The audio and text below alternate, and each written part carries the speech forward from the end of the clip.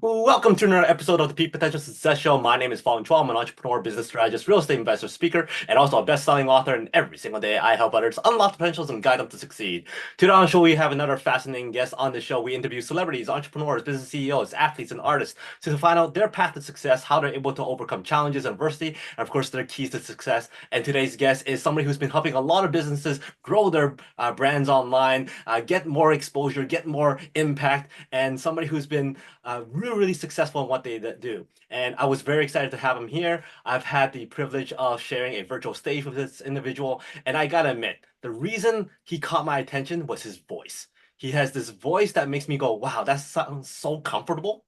Yet he has so much impact in his voice that I'm like, I need to be engaged. I need to hear what he says. And lots of people agree with that as well. So I'm very, very excited to have him here. He has over 15 plus years of experience in the industry as a marketing executive. He's worked with some of the biggest brands out there from Mercedes-Benz to Puma. He has helped so many people grow their brands, boost their visibility, their reachability, and also their sales through digital marketing. So please welcome digital marketing expert, AI strategist, and technologist, Mr. KOFI ANNAN. Thank you, Fong. Pleasure to be here. Thanks for that wonderful introduction. I'm glad to have a conversation with you and your listeners as well. Awesome. Well, thank you very much for being here. When you first signed on and I heard that voice again, I'm like, yeah, that's the voice I like. Such a nice Thank bass you. baritone voice, and it sounds like a person with lots of authority. And when you add all the knowledge that you have, it makes it sound so much more important to listen to. Yeah, thank you, thank you. I mean, as you mentioned, I'm big on having an ear and a knack for kind of branding and standing out and using what you have naturally and innately to make your mark in the world. And one of the ways I would like to say that I'm good at what I do is because I've used those same tenets and systems and processes on myself, kind of reflecting what I have to bring to the world as well. So that has not gone that note has not gone lost on me as far as the addition of my actual voice to my vocal voice to my voice from a work perspective as well. That is awesome. Now, you're a genius when it comes to digital marketing, but was that something that you've always wanted to do from a early age? Was that the path that you set out for yourself, or what's the origin story for yourself? Sure. The origin story. So the short answer is no. And I would say, as far as articulating what I wanted to be, as we're all getting when you're younger and as you're being guided by the older people in your life and you're looking at your interests and both the people in your environment, but then also your specific environment as far as where you're living. I was born in Ghana, West Africa, and spent a good amount of time in Liberia, West Africa as well before I moved to the United States. So, as far as did I want to become a digital strategist, that wasn't even, I mean, that at that time, I've been around for a bit. At that time, digital marketing, digital strategy was not really an actual career. Right. So the closest you would get to anything that's related to that was either going through the design aspect of things, which is, graphic design, um, you know, uh, uh, print design at the time, or you would kind of go through it through a more of a storytelling or even technology, kind of rudimentary technology. I would say, and that's kind of how I've been able to marry those two together.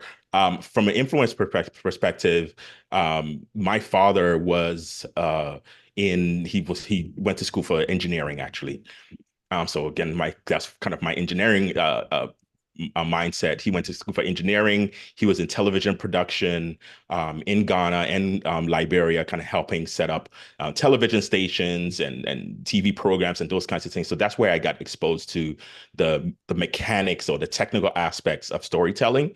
My mother was mostly at home, but she was a little bit more of a creative aspect. She was a seamstress. She used to design different clothing and those kinds of things. So she brought that my exposure to kind of the creative aspects or the more obvious illustration of stories and kind of bringing stories to life, that also, in retrospect, was how I was able to get exposure to that.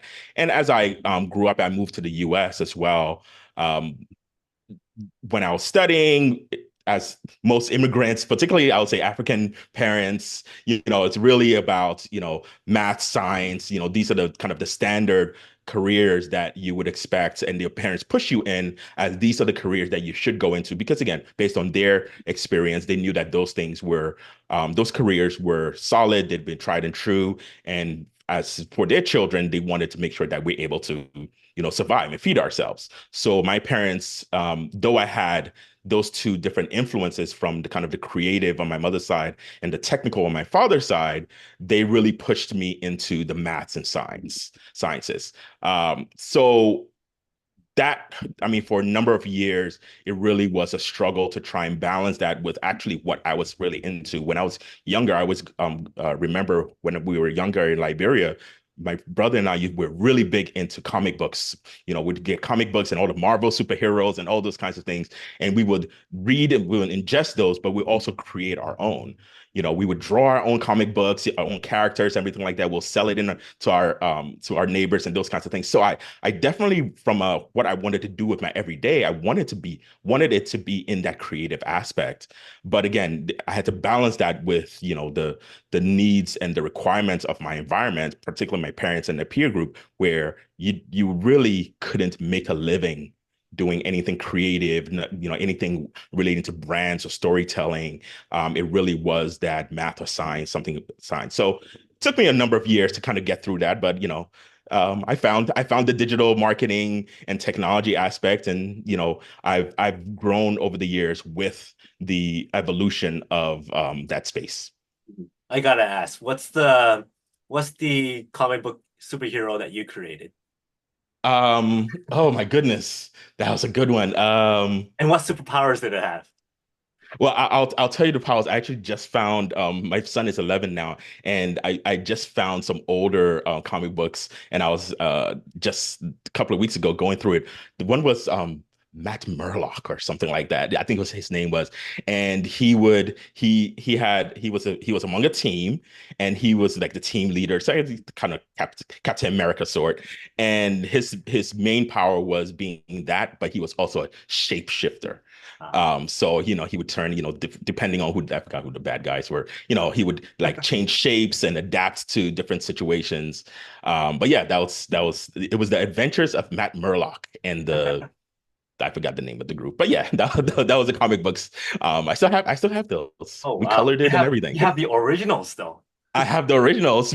Maybe one day when I'm famous, somebody will make some money out of it. Maybe my son will do something with it. Yeah. Well, with AI now, you could probably just say it to AI and it will create that character right off the bat. So I'm looking Yeah. forward to it. Yes.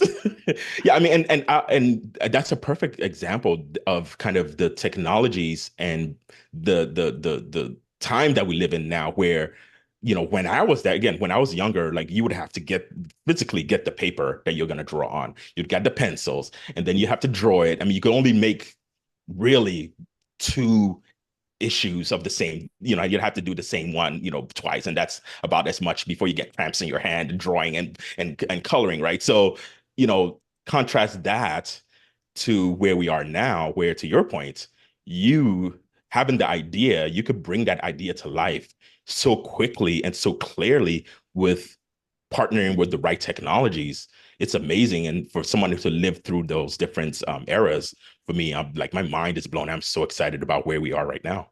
So you're excited about the whole AI stuff. Lots of Mm, people out there are afraid of it because they go, well, if this happens, why do we need that? Why do we need that person with? And I could just go, hey, ChatGPT, do this for me, or whatever, do this for me. How do you embrace it? And how do you merge that with your like strategic marketing so that you mhm. could actually scale even larger?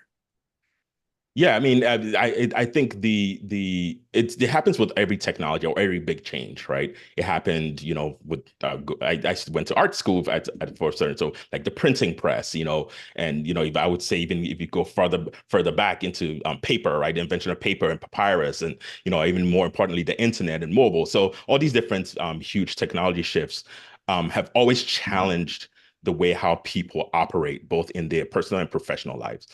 And because I work a lot with people in the professional lives, I hear that a lot. What you're saying, where I don't know if I want to because one, it's very complicated and I don't understand it. But then also the fear of it's actually taking over what you're doing or misplacing you or making you obsolete.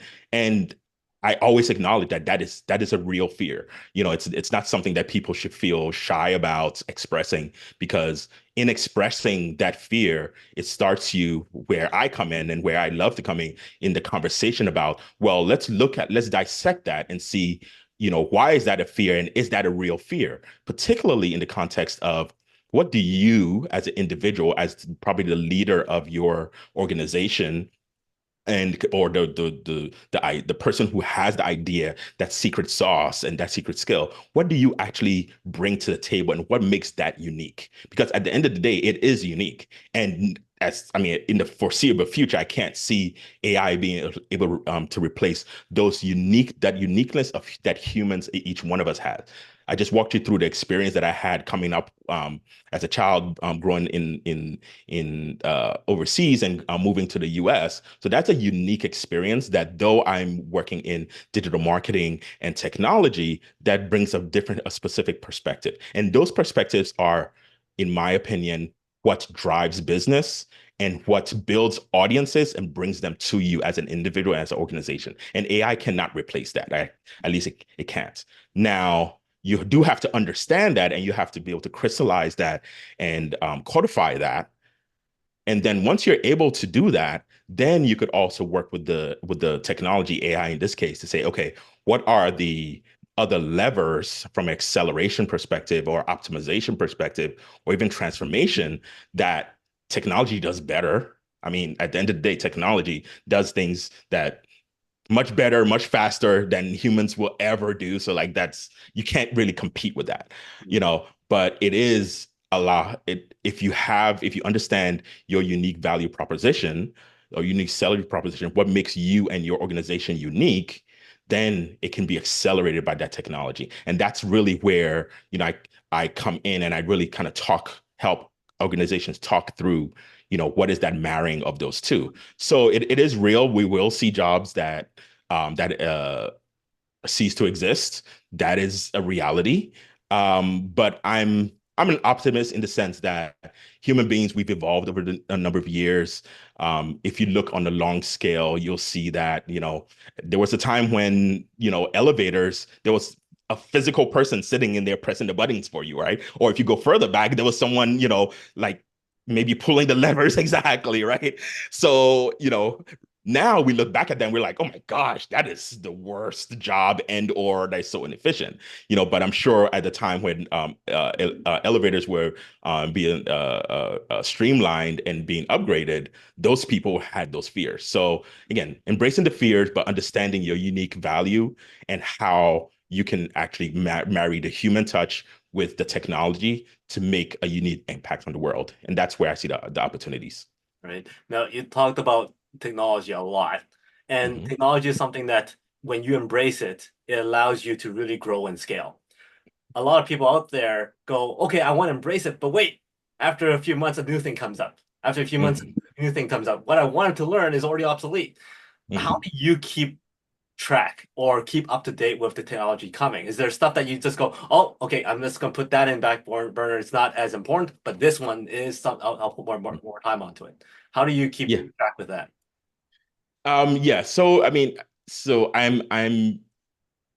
would say, as a specialist and in the area, I wouldn't encourage anyone to adapt my systems. I have very, very complex systems for both hearing about the different technologies, trialing them out, contextualizing them for what I'm doing, and then also translating that to other people. So I've spent 15 years again, kind of within that process, understanding different technologies and making them accessible and beneficial for organizations, right? So that's something that I do as a professional that I wouldn't say that anybody could do. Again, unique value proposition. what I will say for people who are not really trying to be in that space, people again who just want to leverage the technology, it really is about the first part is about understanding in holistically what the technology is and isn't. Some of the lingo you don't have to for so if we take AI for instance, you don't have to get into all the language models and machine learning, and you have to know what they are. But spending or your unless you're trying to be an AI expert or a technologist, you just have to understand ChatGPT, what it is, how it works, generally what it's able to do. Again, just kind of high level. And there are a number of ways you could do that. You could talk to someone like myself who's kind of is able to translate that. You can obviously, actually search online, work with different experts, and then at this rate, you could actually even ask ChatGPT. So there's that, right? So again, I wouldn't recommend that people get too deep in. It's really as a business leader, someone who has a product or a service that you're bringing to the world and that you're working on it, and especially if it's a small business or a medium-sized business, it's taking up a lot of your time anyway. Yeah. So you don't want to kind of take this on as well. It's about aligning with the right resources at the end of the day, right? Again, whether it be a human resource, whether it be a group, there are a number of different discussion boards and even in-person events. There's actually one that's going on here in Dallas Startup Week, and they have panels about that. And some of it will be over your head, and probably scare you in the sense of, that if you're somebody who's had a long tenure in your business, you might feel like, oh my goodness, I'm going to be obsolete. But again, take it with a grain of salt. Just understand what you need to understand for what you need the technology to do, and then take it step by step. And when I work with my clients, that's what I always say: where are you now? What makes sense for you where you are now? And then, yeah, obviously you want to have a long-term plan, whether it be, 1 year, 3 years, 5 years of where you want you as an individual or your business wants to be, with the help of that technology. But take it step by step. Technology, regardless of how much the news and enthusiasts excited about technologies, it doesn't move that fast, right? Whatever you hear about the new thing and how it's going to take over and everything like that, at the end of the day, any technology has to work with humans, and humans, we just like as a whole, individually, we might be able to process things. Again, myself, I could process certain things quickly, but as a whole, as a community, as a society, we generally do not adapt that quickly. So the short is, ignore the headlines, ignore the technologists who think that everything should change online. Just come up with a system that works at your pace and within your industry, and then move through. And I have a process that I walk a lot of my clients through that helps them kind of set that roadmap and then work within those parameters. Right. So to stay competitive, of course. Exactly. So how does one person protect themselves from some people who are in the field, who's giving them all this lingo and all these words that are completely overpowering them, completely over their heads, and then go, okay, I'll do it, but they really don't need it. So how does one kind of protect themselves from that? Do they talk to more individuals to kind of get a feel for each person? How do they pick?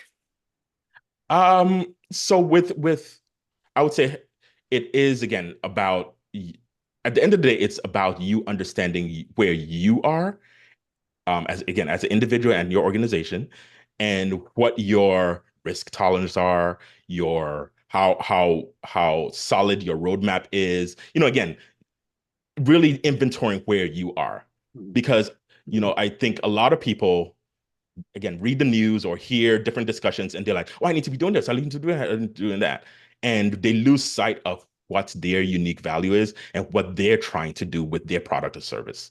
And that's a huge mistake, because at the end of the day, you end up being like someone else, or you end up being overwhelmed. So I would say one way that I always framework that I always use to help people learn different things through different lenses, particularly around technology, is think of 3 stages. One is to optimize, right? So how can this technology optimize what I'm already doing, right? And anything beyond that, ignore it. So that's the first stage. How can I optimize what I'm doing and not take it on full and try it out? Then amplify. So once you've optimized what you're already doing, really more behind the scenes type things, particularly from a business perspective, then you want to amplify. Okay, so now how do I amplify the things that I'm doing outside for my customers, for my audience, for my partners, for my stakeholders? And then, once you've gotten a handle of that, then it's about how does this technology help me transform what I'm doing, right? So if you think of that, that is an adoption cycle, technology adoption, abbreviated technology adoption process that I've seen work over and over and over again. Take a breath, take a step back. First, focus on the optimization. Great, AI knows how to. I mean, AI can create videos on demand and get a cool. If I'm a B2B company that is, and I was just working with a company recently that was in the waste management space. AI can create great videos, realistic videos. Does that help? How does that help my waste management B2B business? Probably not, right? Particularly in the short term. So I could see that ROI. I mean, I could create videos, but are videos something that I even do, right? So if you come back again to the optimization perspective, what we did when we're working with that company is that, okay, particularly they wanted to leverage AI again for their business and to accelerate the period of the news. Like we really need to jump on top of this. So really, what we did was like we looked at the optimization. What are the processes? How do you work right now? How do you reach out to your customers, particularly in the marketing and sales context? What are some of the things that you do that AI is good at from a redundancy perspective? So we audited some of their processes and said, okay, yes, transcribing meeting notes, creating a overview of the ideal customer profile. Again, some of those optimization things, that something that AI could take off your hands to make that to make you more efficient. And then what we did after that was we started looking at the amplification perspective. And that's when you're starting to say, okay, well, how can we amplify what we do in the world? How can we get more information about our customer? How can we create more content? Those kinds of things. And they, really just within that optimization context, they saw a huge increase in productivity among their salespeople specifically, because the salespeople were taking in calls. They weren't really pulling a lot of the sales data in a way that the marketing or even the operations people would use properly. So just optimizing that using AI within that sales to operations and products context was huge for them, and they might not need to do anything more than that, right? Because again, and that's just the optimization perspective. In the future, they could do a lot more amplification, and maybe at a future state, they might want to transform their business where, they're not in waste management more. They're optimizing, they're transforming. They're in a different kind of business where they're just a marketplace versus selling an actual product. Who knows, right? But again, that's an example of, looking at what you do best and using the technology to make that process better. I think that's a great way of breaking it down, because when I approach it, I'm like, okay, what do I need? These people are talking about all this stuff that they tell me I need, but by breaking it down that way, it really allows you to really customize and categorize what you actually need, and you could ask your questions based on that. Now, you've worked with some of the biggest brand names out there, from Puma and Mercedes-Benz, and you've worked with startups as well. What are some of the most common things that a startup would actually, let's say, miss on when it comes to marketing and branding, whereas a larger company would actually miss on? Like, what are their differences? Okay. So, excuse me. So I would say one of the things that startups, I'll say startups for a second, that startups miss a lot of times is the impact of marketing and branding, even for a 3-year-old startup, right, or small business. A lot of startups, small business, small to medium sized business are very, very focused on product and or service, right? So, you know, a lot of times it's someone who's been doing something for a while, whether you were a photographer or you were a developer, or, you know, you have some kind of expertise that brought you into or brought that birthed that organization, right? So now you were a photographer, now you have the photography business. You were a developer, now you've built an app that, you know, helps people find dumpsters, right? Whatever that is. Um, within that context, one of the things that they miss the impact of is the actual marketing and sales. They think that the product or the service should sell itself because it's a great product, it's a great service. I mean, I shouldn't have to explain to anyone. The inverse is true, right?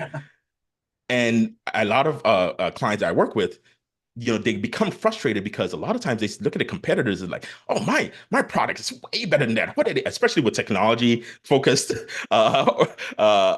founders and owners, they're like, no, you know, they're not using the right JavaScript and, you know, Python. And like, because I understand that lingo, I go, yeah, but nobody cares. The end user only cares that they could order their school supplies, you know, get the right picture, whatever that end product is. So the mechanics of it is really a you thing, right? So you do need to tell more of a story about why that product or service matters to your customer. Again, marketing, and then that translates into sales. On the other side of it, for larger organizations with Puma, for instance, um, they they over-index on marketing and sales. And depending on how long the organization's been around, a lot of times they also ignore. They do a lot of marketing sales, but very I would say cookie cutter, right? And they're not, because of the size of the organization, they have huge barriers as it relates to being able to actually understand what their audience or customer or end users actually the experience that it's had. Right. Amazon's famous for this because they've codified a way to always bring the customer experience, the customer's perspective to all the meetings. That's all the millions of meetings that they have in such a large organization. Puma is the same way that you know, when I worked with them, that was one of their big things. They had a new market that they were working with that they didn't have as much data and didn't have as much relationship with. So as much as they had all the money to spend and they knew how to do marketing, they really didn't understand the mechanics of that customer, and they almost couldn't get out of their own way from a process perspective because they're like, oh, we're Puma. We've done this so many times. So let's just take what we've already done and it's worked in this market or this with this customer, and let's use that with this market or this customer. And so again, they over-index um on their reliance on the fact of what they've done before has worked. And as we know, audiences, markets, customers these days especially change so quickly. So large organizations they're not able to change and adapt as quickly. So that's their hurdle. Small organizations are able to change and adapt quickly, but they don't realize, they don't have the systems, they don't also realize the importance of that customer market impact on their business. So, you know, that's kind of what I see. And, you know, it's interesting to work with both because you kind of like, oh yeah, well, if you had your thoughts and if small organizations had the processes and the benchmarks that large organizations have, they do so much better. And then the inverse is true with if large organizations came out of their meetings and their tall buildings and came down to the ground level, they'll be more successful. So that's what I see. Very, very well said. I totally agree with you on the smaller side, because people are like, yeah, I've got the best thing in the world. Why aren't people coming? I was like, because nobody knows you exist. So if you don't have your Exactly. presence out there, it doesn't matter how great the product is, right? Because every Steve Jobs has every Wozniak has a Steve Jobs. Without Jobs promoting it, nobody knows Exactly. about it. So Exactly. And that's a great point what you're saying there, where, you know, as much as a lot of smaller business owners know the stories about Steve Jobs, about Apple, about Amazon, somehow you know, I haven't really run a business that's growing myself, but somehow they miss that part, to your point, where they're actually the Wozniak and you need a jobs, right? Or the reverse is true. Sometimes like you're a Steve Jobs, you don't know the technology, So you do need kind of those two minds, particularly for a large organization, and that accelerates your growth. If you're able to figure that out, if you're able to recognize that and figure out a system to now balance that out, all the large companies, Slack, Salesforce, I mean, you'll see that even Facebook, that's how they've grown, they've accelerated the growth. They've been able to balance that, outward, in this case, if you're using AI, what you're amplifying versus what you're optimizing, that also transforms your business. So again, that process works regardless of your industry or the technology that you're looking to leverage. Now, here's a loaded question because I'm sure you could talk Mhm. about it for hours. So, Mhm. for a smaller company, for them to go, okay, I want to get as much exposure as I can, have Mhm. my reachability increase and all that kind of stuff, what would be the most effective way for them to do so? Um, the most effective way to increase your reach and impact, let's just say, right? How the people that you're reach the people that you're reaching and the impact on them. I would say something that it's probably would jar a few people. I would say do less. A lot of companies try to do more. Mhm. They want to do, and listen, it's not because um it's not for the lack of trying. And unfortunately, there's a lot of bad advice out there. A lot of gurus will tell you have to be on all, just take social media, for instance. You have to be on TikTok, YouTube, Twitter, Facebook, da. For an organization, if you have an organization where it's, 5 to even 250 people, that's a lot, right? To be able to do that just in social media. Now, we're not talking about email. We're not talking about, all these other channels from a marketing perspective, but just within social media, if you need to be on each one of those social media channels and you need to have that impact, that's a lot. So my advice always is scale back. Mhm. And again, it always goes back to what are you trying to do? What is your unique value proposition, right? What makes your company what it is? Who are you trying to reach? And what matters? Everyone can't be, if you're in waste management, as much as you draw inspiration from uh, another one of my clients was in the textiles fashion industry. You're in waste management. As much as size of company wise, both of those companies that I work with, they were the same, but the audiences was different, the industries were different. Hence, the platforms, if we're talking about social media, the platforms that they need to be in will be different. On the waste management side, you're talking about um, LinkedIn, some Twitter, and more importantly, obscure uh, discussion groups on waste management forums, right? Which again, when I work with them, they had no clue that some of these forums were. I'm like, why are you wasting your time on YouTube or Facebook? There's this forum on dumpster rental people, right? And they're all your customers are actually talking there. Go there. Don't worry about, So again, do less and be more strategic. On the textile management side, they wanted to do all of it. They wanted to do Instagram, Facebook, da. And so as we looked at the data and we looked at what they were trying to do from a company perspective and the customer that they were trying to look at and what the best mechanisms were, again, scaling it back. All we're going to look at is Instagram, and in that case, it was Instagram and Twitter. Mhm. Some Pinterest as well, right? Because again, textiles, fashion, it's more of a visual context. But yeah, so that my advice is always to take understand the landscape for sure, and you can do that with ChatGPT. Just ask it, what's all the different things, but take a step back, take that information, take a step back, and say, okay, who are we? What do we have to offer, and who are the people that we need to offer it to, and what matters within that context. You don't have to be everywhere. You don't have to do anything.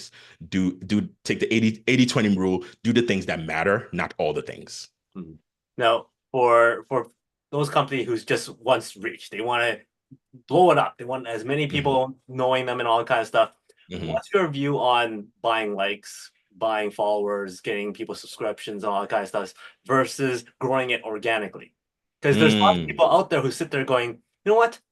This one has tons and tons of followers. Of course, I'm going to follow that, but they don't know behind the scenes that it may be bought, Hmm. right? But Right, then they have right, an advantage versus those who, right. it's actually not real kind of thing. So how do you play with that?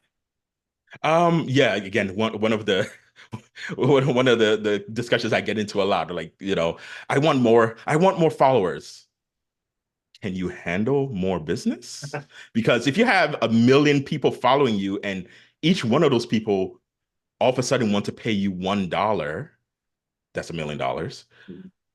But the process to deliver on that $1 times a million, you're gonna go bankrupt. So so the math doesn't make sense, right? Within that context, what I would say is that there's this what we call vanity metrics, right? So in the understanding of where you are and where your customer is and where you need to be and everything like that, one of the ways that I help put together a roadmap for people is, what are the metrics that matter, right? So followers versus engagement rate versus, number of subscribers, again, like what numbers matter to your organization to show that it's it's getting to where it needs to be. And in some cases it might be followers, right? If it's a I worked with an organization that was a new startup. They wanted to they want to increase their reach, particularly within the context of getting funding, right? So for them, number of followers made a big difference, right? Because number of followers could generally start to translate into number of users, or at least, visibility. Yeah. Injection of money from a venture capital, they'll be able to make it work. So for them, that made sense. Versus another organization where they're privately held, they're actually looking to sell products, like actually sell move products. In the retail context that I work with, they need to sell actual hard goods. So within that context, it's a smaller pool of people. Don't worry about the followers, who are the individuals. And the textile company I was talking about is exactly what we did there. So when we got onto Instagram and all the right channels, then their inclination was like, okay, great, so let's get more followers. I was like, no, you don't need more followers. You need some of the right people. So we targeted, in order to get to kind of the big fish who had some of the bigger fashion designers. So they were targeting like Dior and Gucci so that they could buy their textiles, right? So essentially that was the business they were in. But they didn't have the budget to spend to get them in followers. They couldn't convert it. They wouldn't be able to actually deliver on that. So we said, okay, why don't we look at a smaller group of people, emerging designers. They generally they still they buy in less quantities, and they're more loyal, right? So we looked at the number, right? Number of followers within that cohort, right? Emerging designers, and then we were able to tie that back to the sales, right? Now, emerging designers, you can imagine, are a much smaller group. So you're not going to get a million emerging designers. So don't even just, as far as reach, if you're looking at the definition of reach being, I have a million people following me, if you're looking at emerging designers, you'll be lucky if you get like 10,000, right? Again, so that level sets. So it can still be number of followers, but again, you have to be focused on the right things with the right people and then have the right metrics. Again, that translates back to the results that you're looking for, whether it be venture funding or whether it be moving actual products, whether it be number of subscribers, whatever the initiative is. And again, that's kind of where I help people kind of make sure that they're focused on the right things. And then obviously, helping to do that is always technology always helps. Once you have a process, it helps to accelerate a lot of that. Exactly. Now, you're in a space that uses both your creative mindset and your research mindset. For Mm-hmm. somebody who likes reading data and technology and all that kind of stuff, that requires a certain type of patience to sit there and go, Mm-hmm. okay, I understand all these terms. Yet you still have to be creative to come up with ideas. How do you maintain that type of mindset of both being Mm-hmm. somewhat balanced on a daily basis? Yeah, for me, the technical aspects and the data aspects are in service of the story. A lot of times people think storytelling or or branding or marketing is like artsy, like there's not based in anything concrete. It's just kind of like your gut feeling, what you like. But the reality is that there's a lot of data and technicality and research that goes into that, right? At least from my experience, I've worked with, like, as you mentioned, a number of different kind of organizations and seen their systems and processes. Mhm. If you see a Nike ad, you're like, oh, I love that Nike ad. But as a somebody who sees it, you don't realize that there's a lot of technicality and systems and processes that went to the Nike ad for you to then see it and say that. So for me, it is a balance of I have a number of different systems that I ingest a lot of information. Raw data, I mean, thank goodness for AI because I used to do a lot of things manually, but I have many. As I talk to you now, I have two screens, one, two, three, four, five, six, seven, eight, two screens, eight browsers, and this one has about probably 18 things. So again, that's not normal, right?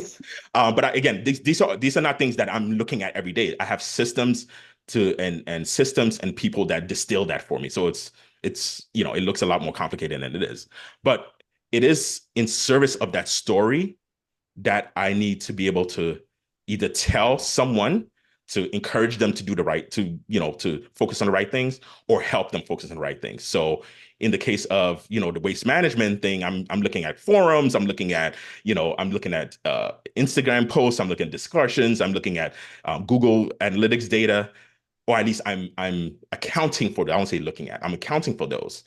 But again, it starts with the question, what are we trying to do? Right. Right. And you work your way backwards. So, and that's why I always do look at what is the story I'm trying to say? What is the communication that I'm trying to achieve? What are the metrics around that? Like, what does that look like specifically and practically? Okay, so now let's start backfilling where we need to be and the things that we need to do and build systems around there. Mhm. Everything for me is about systems. You don't, especially as a smaller organization, systems should be your main concern, outside of kind of what you're bringing to the table, your expertise. Yeah. Everything else should be either delegated and or systems. And these days with technology, particularly AI, um, you could build some really rich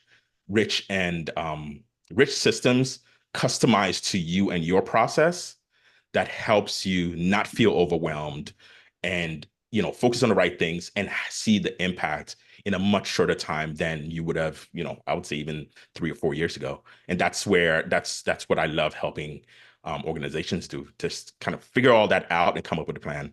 Well, I can only imagine that given all the stuff that you go through on a daily Mhm. basis, multiple different companies, different industries, you will probably be able to take something in this industry and Hmm. kind of mold it and put into this industry that nobody else is going to be doing. Hmm. Yeah, and that's one of the reasons I love my job. I love working with people in different industries. As much as I've spent a lot more time in the health industries and textiles, fashion. So let's talk about these two who are the biggest difference. But again, I use both of those experience to translate into other Mhm. industries and environments. And it is about pattern matching. So as an expert in the space of digital marketing, technology, AI, particularly for business, again, I'm not an AI expert I couldn't write any, language models or, again, the use of AI or the use of technologies for marketing and sales. I have seen a lot of patterns that, when I work with different clients, I could pick it right away. Okay, you're a person who does have some systems, but just needs to be optimized. You don't have anything. You need to build some systems, processes, and understand your unique value propositions. So the process that I work with is, again, starts with that understanding the value of, what you have to offer in your customer and your environment, and then it goes into that kind of amplification part, where it's the kind of the creative, okay, how you bring in some of that to life, and then the transformation, which is kind of how it's being engaged with in the real world with customer experience. Like maybe you need to do things differently. So, I'm always kind of toggling between those three areas with the understanding of the unique individual company, but then also the industry as well. And I love learning about new industries because, I that keeps me excited. If I had to do the same industry every single time, I'm like, wow. So that's just me. That's what I know about myself. I like to learn about different industries and different problems that people are having and experiences that they're having and you know, um, helping them grow beyond where they are right now. Very, very cool stuff. Fascinating. Um, our time has gone by very, very fast. So my last formal question for you is this. We're going to put you on the world stage and you Mhm. have a couple of minutes to share with the world one message. What's that one message that you want everybody to remember Kofi for? I would like to let that communicate that change, particularly around technology, is going to continue happening, but not to be distracted by what's happening on the outside, but look at your unique situation and your unique value that you're bringing, and that's your superpower. Concentrate on that and have everything else adapt to that realistically, right? And that is going to allow you to grow beyond your wildest dreams. So really focus on the outside and the inside and have a system for balancing those two out. Nicely done. Great words to live by. I love how you tied it right back to the beginning of superpowers. Yes, yes. Before I let you Everybody has go, a superpower. That's my favorite thing. before I let you go, I got five quick rapid fire questions. Give me the first thing comes to mind. Stranded on a deserted island, one food to eat for the rest of your life, no consequence. Plantains. Plantains. That's the first Yeah. I've heard of that one. Hollywood calls and goes, "Hey, we would love to do a biopic on you. Who would you cast to play your best friend?" Whoa, that's a biopic on me. Who would I cast to play my best friend? That is a tough one. Um, At this I point, you like just I pick your like favorite actor. I like Chadwick Boseman Uh, because he was a very versatile. I mean, he's gone now, but he was a very versatile actor. So I think could put him in a few different situations. so let's say he's able to come right back to life, gets the role to play your best Mhm. friend, shows up at your door and goes, "Hey, buddy, let's hang out, let's get to know each other." What does that night look like to you? Oh wow, what does that night look like to me? Um, it'll be getting ready and getting into our freshest gear, looking great for the timeout. Um, we would spend the evening. I mean, obviously, we'll be talking and kind of relating, depending on how long how long we've been apart. Um, and then going to, if money was not an object and nothing was object, it would be actually flying to different locales Wow. all in the same night. Woo, Start or all in the same day. Start early and wherever we are. If it's in Dallas, we'll take a tour of Dallas, fly to a different locale. And each time we wouldn't just go to the tourist place because who needs to do that? Like we'll go to where the locals are. so you can And go a certain direction so that time stays still. perfect. And it'll be the same night. Exactly. Um, Exactly. you're on a road trip, you're in that car for hours on end.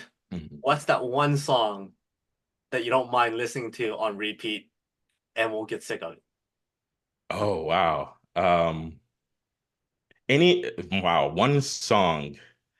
I can't think of a particular song, but I would say anything by the group Jungle. Oh wow. They're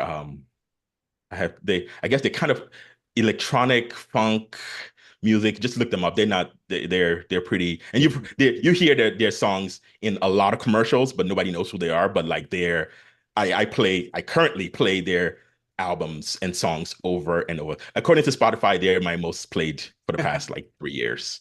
Awesome. Gotta go with the data. Uh, give me a number from 1 to 4. Let's go with three. 1, 2, 3. So if you had to relate success to DVDs, Oh, would you use DVDs as a metaphor for success? well, I would say that DVDs changed the climate and the behaviors for people as they consumed movies, right? They took over from a lot of other kinds of media. So they transformed society and our habits. But DVDs, because they did not evolve with the times, became obsolete. And the perfect example of that is if you look at Netflix and their evolution.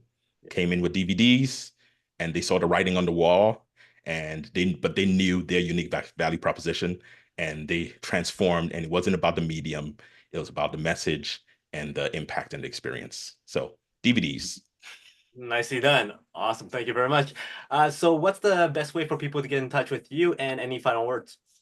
Yes, I mean, I'm online at G KOFI ANNAN, a number of places, but for the listeners of this podcast, I put together a resource web landing page that have a number of resources, including a cheat sheet for AI and branding, and some other things that you could kind of get for free. And your listeners could go to check that out at thebrandsensei.co, thebrandsensei.co/peak. So thebrandsensei.co/peak. And you'll see more about me there, and you'll have a number of free resources that will help you grow your company and get out of your own way without getting overwhelmed. Awesome. Well, thank you very much for that. We'll add Thank that you. to the write-ups and all that kind of stuff. So thank you. And so if anybody out there is looking for somebody to go through all the data, to do the analysis and read and be up to date with all the technology stuff and AI stuff, KOFI is your guy. And obviously he knows what he's doing. He's been helping a lot of people out there succeed in their brands, in their businesses as well. So thank you very much for your time. Thank you for having me. It's been a pleasure. Awesome. He's KOFI. My name is Fong. Until next time, today is the day to unlock your peak potential. We'll see you later.